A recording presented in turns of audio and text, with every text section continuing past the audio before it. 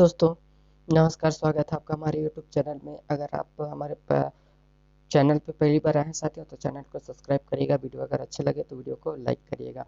आप अगर किसी भी स्टेट से हैं, शिक्षक भर्ती, सीटेट, सीजीटेट, यूपी टेट, रीट की अगर तैयारी कर रहे हैं, तो अ, यह वीडियो आपके लिए बहुत ही हेल्पफुल हो सकता है साथियों, है ना। वीडियो को अंत तक पूरा देखिएगा, अंत तक बने रहिएगा साथियों। आपको इसमें बेहद ही जानकारी महत्वपूर्ण मिलेगी, है ना।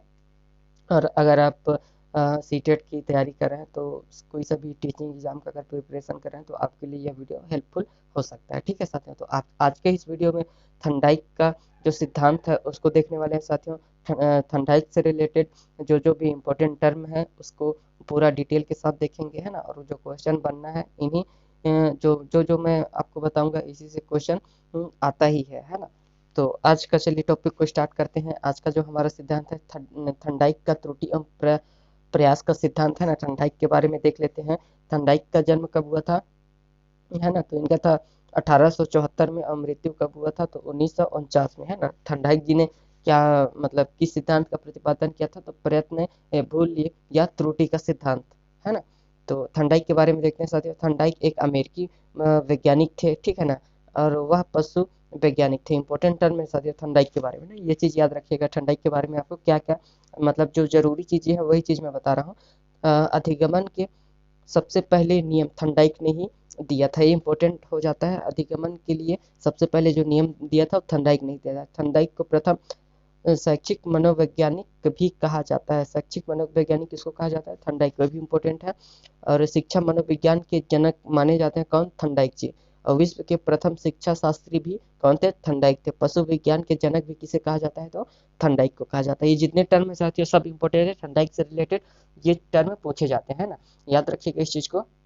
अगला देख लेते हैं कि थंडाइक के द्वारा दिए गए इम्पोर्टेंट, है ना, कौन कौन से पुस्तकें हैं या बुक, जिन्होंने जो फेमस बुक है थंडाइक के वो कौन कौन से, है ना। तो एजुकेशन साइकोलॉजी थंडाइक ने दिया था कब, 1903 में। एनिमल इंटेलिजेंस ये एक फेमस इनका बुक है, इसको कब दिया था, 1898 में। The psychology psychology of learning इसको कब दिया था, तो 1914 में दिया था। द मेजरमेंट ऑफ इंटेलिजेंस इसको दिया था 1926 में। फंडामेंटल ऑफ लर्निंग इसको दिया था 1933 में। Human nature and the social order इनको इसको कब दिया था, 1940 में। जितने बुक्स हैं साथियों ये बहुत ही इंपॉर्टेंट है, ये फेमस बुक है इनके थंडाइक के, है ना, याद रखिएगा इस चीज को। अगला देखते हैं क्या है, इंपॉर्टेंट है ये भी। 1898 इसमें पहली बार पीएचडी शोध प्रबंध जिसका शीर्षक एनिमल इंटेलिजेंस था में पहली बार प्रयास और त्रुटि का विचार दिया था किसने, थॉर्नडाइक ने दिया था। ठीक है साथियों, ये भी इंपॉर्टेंट है। कब दिया था, 1898 में दिया था, है ना। 1898 में दिया था। और ये पीएचडी शोध प्रबंध, है ना, ये शीर्षक नामक जो था एनिमल जो बुक था, एनिमल इंटेलिजेंस था बुक का नाम, है ना। इसी में ही पहली बार प्रयास व त्रुटि का विचार देने वाले कौन थे, मनोवैज्ञानिक थंडाइक जी थे, है ना। थंडाइक ने दिया था, थंडाइक ने दिया था, ठीक है, याद रखिएगा इसको। और ये जो थंडाइक का जो नियम है इसके सिद्धांतों के जो और नाम है ना, ये इंपॉर्टेंट है। थंडाइक का जो नियम है प्रयास त्रुटि का तो हर कोई जानता है, लेकिन जो उसका और नाम है क्वेश्चन यहाँ से पूछा जाता है। ये जो टर्म लिखा हुआ है ना, ये जो अन्य नाम है इसके यहाँ से बेहद जरूरी है आपको। थंडाइक से एक क्वेश्चन पूछा ही पूछा जाता है, तो आपको ये चीज याद रखना है ना। पहला है संबंधवाद का सिद्धांत, है ना। योजना का योजनावाद का सिद्धांत, आवृत्ति का सिद्धांत, बंध का सिद्धांत, उद्दीपन अनुक्रिया का सिद्धांत, आरएस आरएस थ्योरी, आरएस सिद्धांत, है ना। हर्ष और दुख का सिद्धांत, प्रयत्न भूल का सिद्धांत, संयोजनवादी का सिद्धांत, सीखना का सिद्धांत, है ना। और उद्दीपक प्रतिक्रिया का सिद्धांत, ये सभी प्रयास और त्रुटि का जो अन्य नाम है ना। प्रयास त्रुटि का सिद्धांत जो है ये उसी के नाम है, इसको याद रखिएगा। जो ये जितने नाम है सब इंपॉर्टेंट है साथियों, है ना। अब इनका प्रयोग देख लेते हैं, इन्होंने किस पर प्रयोग किया था, तो थंडाइक जी ने किस पर, बिल्ली पर। ये भी इंपॉर्टेंट है, थंडाइक जी किस पर प्रयोग किए थे, तो बिल्ली पर प्रयोग किए थे, है ना। एस डेट जैसे सीजी टेट हो गया, ये सब में ये पूछा जा चुका है ना। याद रखिएगा इस चीज को। अब इनका प्रयोग के बारे में देख लेते हैं। थॉर्नडाइक जी ने एक पिंजरे में भूखी बिल्ली को बंद कर दिया। किसको रखा था? भूखी बिल्ली को। बाहर एक मरी हुई मछली को रख दिया। पिंजरे में एक लीवर लगा था जिस पर पैर पड़ने से गेट खुल जाता था। बिल्ली भूख के मारे छटपटाती इधर उधर घूमती फिरती रहती थी और अचानक से उसका पैर जो है लीवर पर पड़ जाता है और गेट खुल जाता है और बिल्ली अपने सामने जो मरी हुई मछली थी उसको खा लेता है। ये इनका प्रयोग है। निष्कर्ष में क्या निकाले थे? इस प्रयोग से यह पता चलता है कि जब हम प्रयास करेंगे तो त्रुटियां होगी, मतलब हम जितना प्रयास करेंगे, अब एक ही प्रयास से हमें सफलता तो नहीं मिल सकती है ना जी। तो हम बार बार प्रयास करेंगे, हमसे गलतियां होंगी, त्रुटि होगी, लेकिन अंत में हम अपने लक्ष्य तक पहुंच जाएंगे, यानी कि हम सीख सकते हैं, सीख जाएंगे अंत में, है ना। ये इसका डायग्राम है साथियों, है ना। प्रयत्न एवं भूल का सिद्धांत, है ना। ये दरवाजा लगा रहता था, अंदर में लीवर था, है ना। यहाँ पे मरी हुई मछली है और ये एक बॉक्स है, उसके बॉक्स के अंदर एक है बिल्ली। तो बिल्ली बॉक्स के अंदर इधर उधर कूदती भागती है ना। और अचानक से उसका जो पैर है इस लीवर को टच करता है। लीवर को टच करेगा तो ये जो दरवाजा वाला है ये उठ जाता है ऊपर, ऐसे खुल जाएगा, है ना।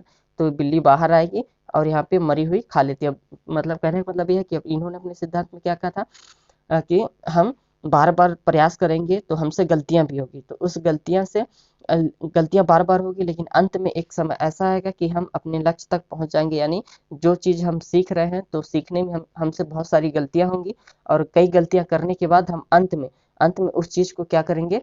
सीख जाएंगे, है ना। अंत में क्या करेंगे? उस चीज को सीख जाएंगे, वही चीज बोल रहा है।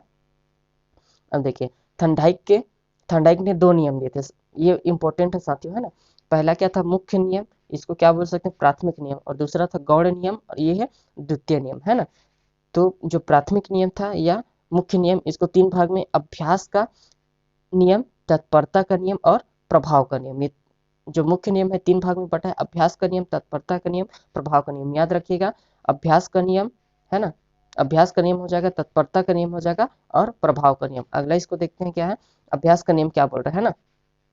यह नियम यह बताता है कि किसी काम को हम जितना अभ्यास करेंगे उतना ही ज्यादा सीख सकते हैं। अब जैसे अभ्यास का मतलब भी है कि अभ्यास का नियम, है ना। अभ्यास हम वो लाइक कहावत है, करत करत अभ्यास जड़मत हो सुजान, रसियावाद जात पर सिर पर निशान, है ना।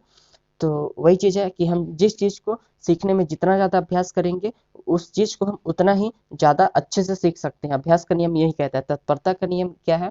तत्परता का नियम क्या बताता है कि यह नियम बताता है कि किसी काम को करने के लिए हम जितने ज्यादा तत्पर रहेंगे उतना ही जल्दी सीखेंगे। अब जैसे किसी काम को अगर हम सीख रहे हैं और उस काम को सीखने के लिए अगर हमारा मन नहीं है और हम उस काम को लेकर के तत्पर नहीं है तो हम उस चीज को कभी नहीं सीख सकते ना जी। अगर हम हमारा उसमें तत्परता नहीं है तो हम उस काम को नहीं सीख सकते। अगर हम उसी काम को सीखने की हमारी अगर तत्परता है, मन है, लगन है ना, तो हमको सीखना ही है, तो हम उस चीज को बहुत ही जल्दी सीख जाएंगे और जो हमारा सीखना रहेगा वो हमारा स्थायी सीखना रहेगा, है ना।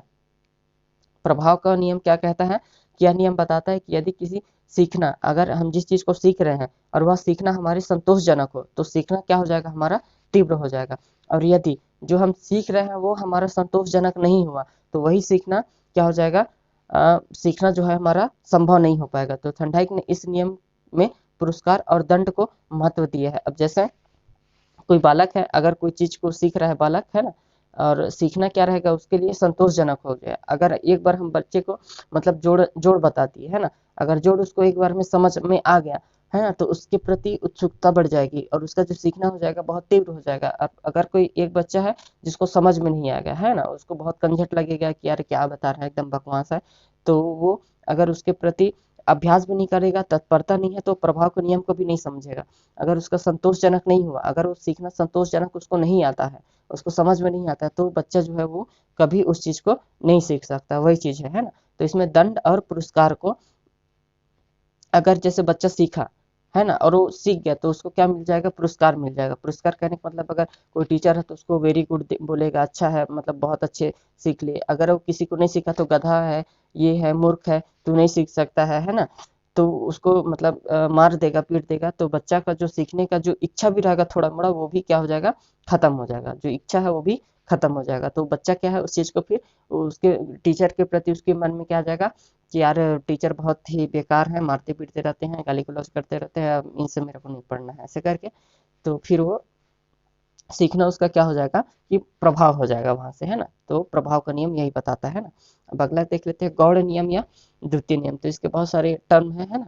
अब इसको समझते हैं कि ये क्या है। ये बहुत इंपॉर्टेंट है साथियों ना, इससे क्वेश्चन पूछा ही पूछा जाता है।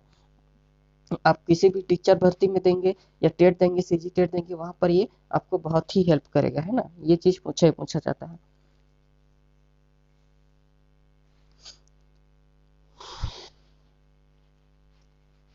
अगला देखते हैं, इसको समझते हैं ना।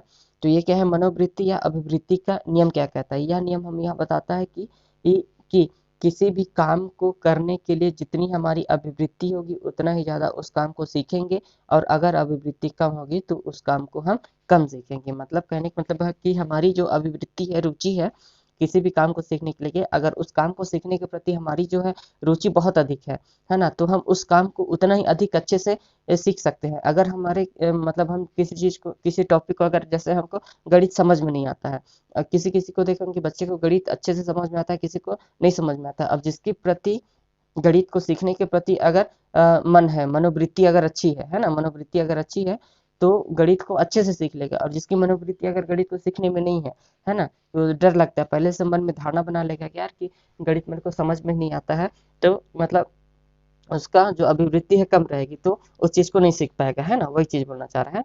और आंशिक क्रिया का नियम क्या है, आंशिक क्रिया का नियम देख लेते हैं।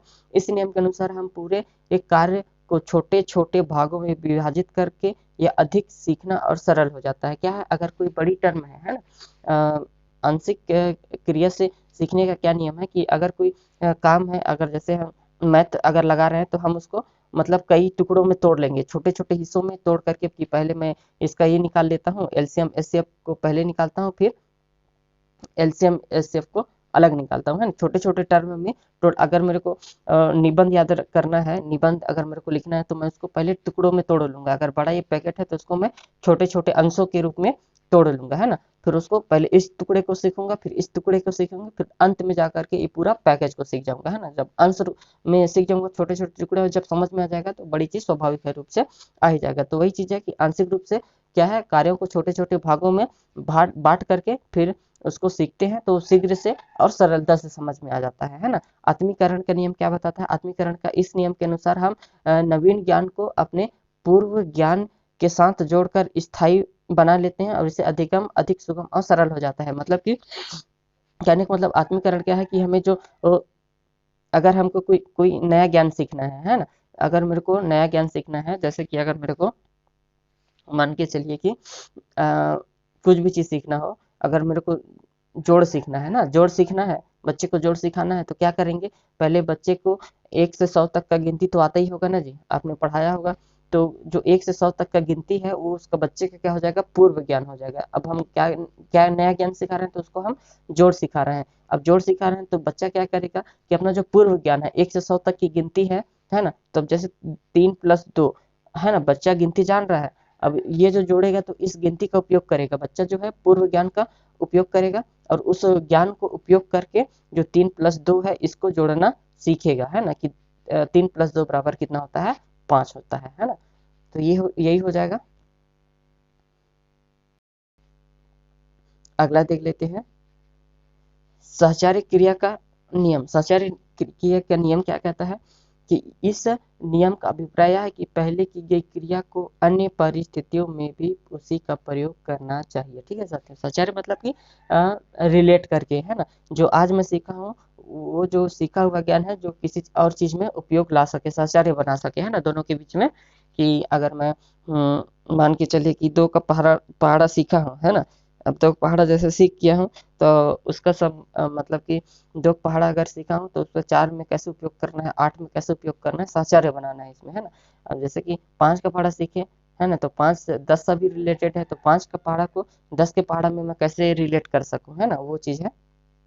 और सदृश्यता का नियम, यह नियम में अतीत की समान परिस्थितियों में की गई अनुक्रियाओं के आधार पर नई स्थिति की प्रक्रिया का अनुक्रिया किया जाता है। मतलब कि एक स्थिति में सीखा हुआ जो ज्ञान है, अनुक्रिया है ना, उसको दूसरी अगर कोई परिस्थिति आती है तो उस परिस्थिति में उसका क्या कर पाएगा, उसका उपयोग कर पाएगा, है ना, उसका प्रयोग कर पाएगा। एक ज्ञान को जो सीखा हुआ है उसके दूसरे जगह में वो प्रयोग कर पाएगा, वही चीज है ना।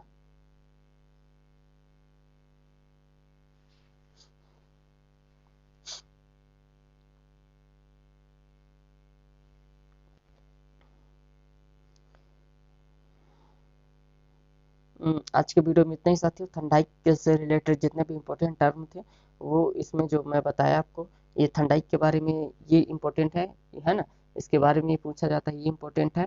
और ये जो पुस्तकें कभी कभी ये पुस्तकें भी इम्पोर्टेंट है, पूछ लिया जाता है। और इसका जो अन्य नाम है ये भी इम्पोर्टेंट है साथियों, है ना पूरी। और इनका प्रयोग को थोड़ा सा पढ़िएगा तो आपको समझ में आ जाएगा, प्रयोग भी इम्पोर्टेंट है। और इनका जो नियम है, मुख्य नियम और गौड़ नियम, ये तो बेहद ही जरूरी है। ये इनसे थंडाइक से पूछा जाता है तो इसी नियम से पूछा जाता है। ठीक है साथियों, आज के वीडियो में इतना ही दोस्तों। फिर हम अगले टॉपिक में पढ़ेंगे, वृद्धि और विकास को देखेंगे, है ना। तो आज के वीडियो में इतना ही। आशा करता हूँ कि यह वीडियो के माध्यम से आपको बहुत सारी चीज़ें जानकारी मिलेगा, है ना, कॉन्सेप्ट आपका बेहतर क्लियर हो। ठीक है, धन्यवाद साथियों। आज की वीडियो में इतना ही। कल अपन नेक्स्ट टॉपिक को लेकर आएंगे, वृद्धि और विकास के बारे में।